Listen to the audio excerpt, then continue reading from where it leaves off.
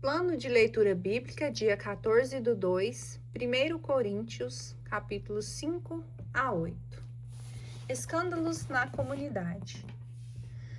Um caso de imoralidade. Ouve-se dizer constantemente que se comete em vosso meio a luxúria, e uma luxúria tão grave que não se costuma encontrar nem mesmo entre os pagãos. Há entre vós quem vive com a mulher de seu pai, e continua cheios de orgulho, em vez de manifestardes tristeza, para que seja tirado dentre vós o que cometeu tal ação. Pois eu, em verdade, ainda que distante corporalmente, mas presente em espírito, já julguei como se estivesse presente aquele que assim se comportou. Em nome do Senhor Jesus, reunidos vós e meu espírito com o poder de nosso Senhor Jesus, seja esse homem entregue a Satanás para a mortificação do seu corpo, a fim de que sua alma seja salva no dia do Senhor Jesus. Não é nada belo o motivo da vossa jactância. Não sabeis que um pouco de fermento leveda a massa toda? Purificai-vos do velho fermento, para que sejas massa nova, porque sois pães ázimos, porquanto Cristo nossa Páscoa foi imolado. Celebremos, pois, a festa, não com o fermento velho, nem com o fermento da malícia e da corrupção, mas com os pães não fermentados de pureza e de verdade. Na minha carta vos escrevi que não tivesses familiaridade com os impúdicos, porém não me referia de um modo absoluto a todos os impúdicos deste mundo, os avarentos, os ladrões ou os idólatras, pois neste caso deveríeis sair deste mundo. Mas eu simplesmente quis dizer-vos que não tenhais comunicação com aqueles que, chamando-se irmão, é impuro, avarento, idólatra, difamador, beberrão, ladrão. Com tais indivíduos, nem sequer deveres comer. Porque tenho eu de julgar os que estão fora? Não são os de dentro que devíeis julgar? Os de fora é Deus que os julgará. Tirai o perverso de vosso meio. Recurso a tribunais pagãos. Quando algum de vós tem litígio contra o outro, como é que se atreve a pedir justiça perante os injustos, em vez de recorrer aos irmãos santos? Não sabeis que os santos julgarão o mundo? E se o mundo há de ser julgado por vós, seríeis indignos de julgar os processos de mínima importância? Não sabeis que julgaremos os anjos? Quanto mais as pequenas questões desta vida. No entanto, quando tendes contendas desse gênero, escolhei para juízes pessoas cuja opinião é tida em nada pela igreja. Digo para confusão vossa. Será possível que não há entre vós um homem sábio, nem sequer que possa julgar entre seus irmãos?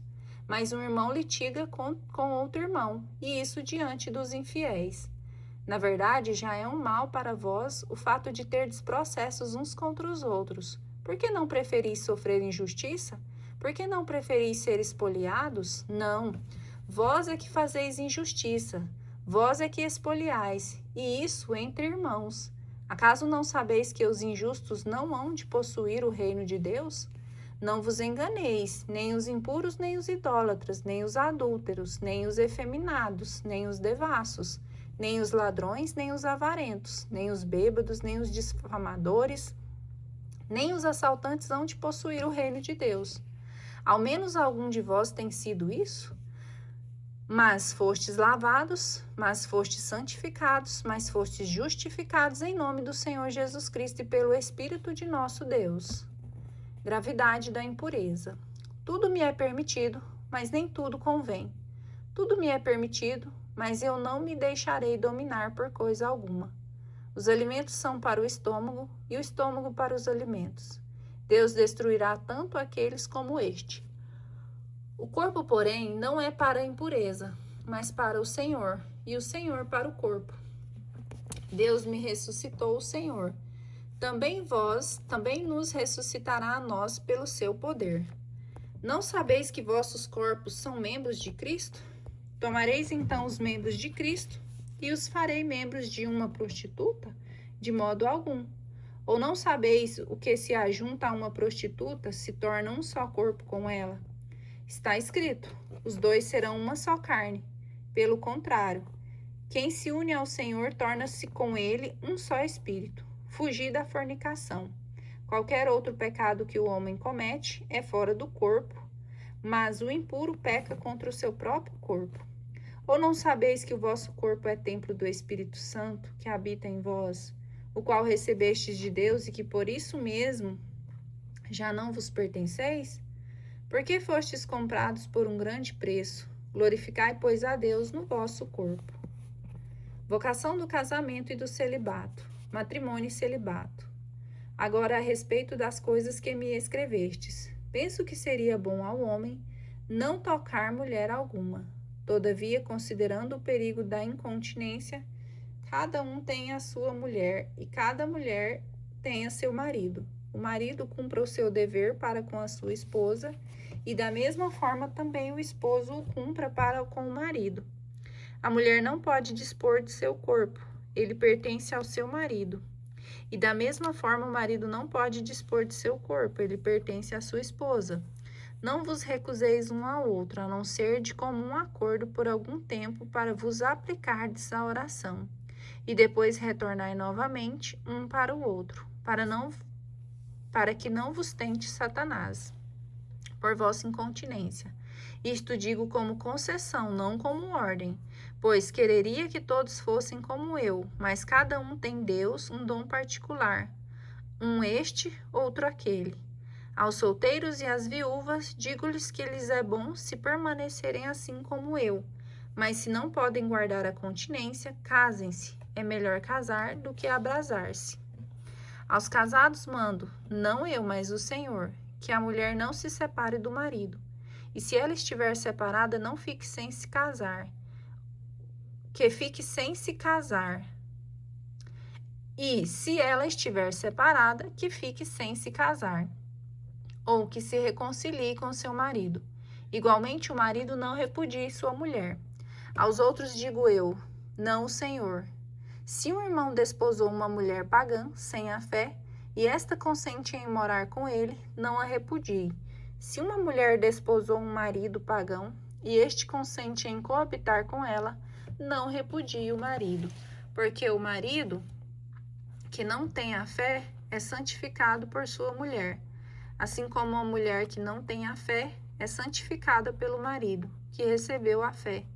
Do contrário, os vossos filhos seriam impuros, quando na realidade são santos. Mas se o pagão quer separar-se, que se separe. Em tal caso, nem o irmão nem a irmã estão ligados. Deus vos chamou a viver em paz. Aliás, como sabes tu, ó mulher, se salvarás o teu marido? Ou, como sabes tu, ó marido, se salvarás a tua mulher? Cada um no estado em que Deus o chamou. Quanto ao mais, que cada um viva na condição na qual o Senhor o colocou ou em que o Senhor o chamou. É o que recomendo a todas as igrejas. O que era circunciso quando foi chamado à fé, não dissimule sua circuncisão. Quem era incircunciso, não se faça circuncidar.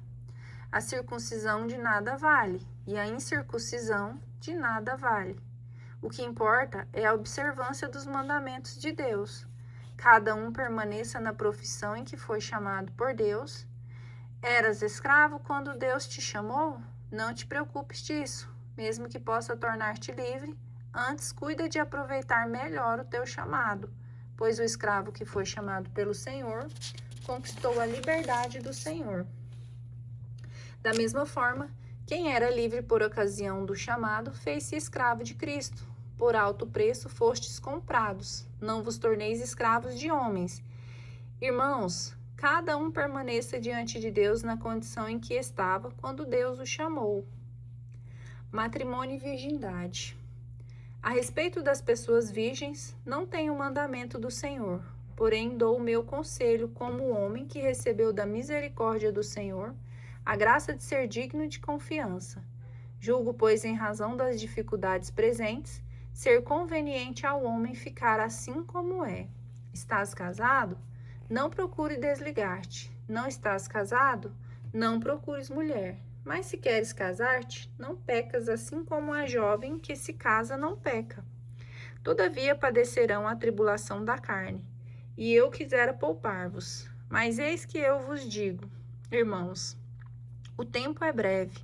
O que importa é que os que têm mulher vivam como se não a tivessem, os que choram como se não chorassem, os que se alegram como se não se alegrassem, os que compram como se não possuíssem, os que usam deste mundo como se dele não usassem, porque a figura deste mundo passa.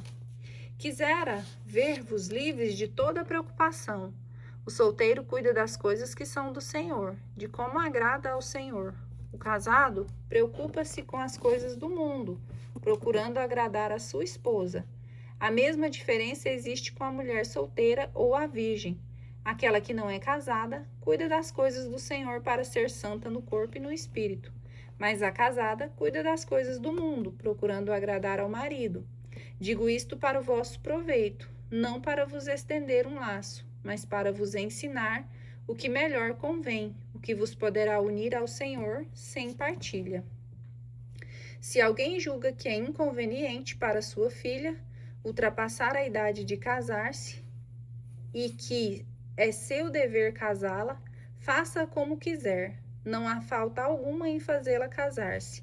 Mas aquele que, sem nenhum constrangimento e com perfeita liberdade de escolha, tiver tomado no seu coração a decisão de guardar sua filha virgem, procede bem.